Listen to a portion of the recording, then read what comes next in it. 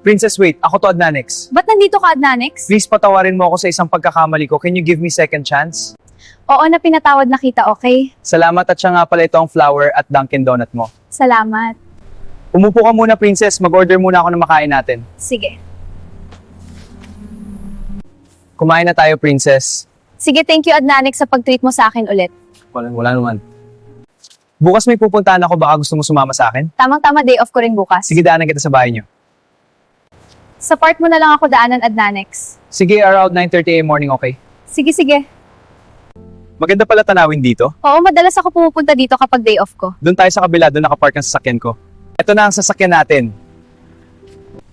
Matulog ka muna dito sa loob ng sasakyan kasi medyo malayo-layo ang riding natin. Sige.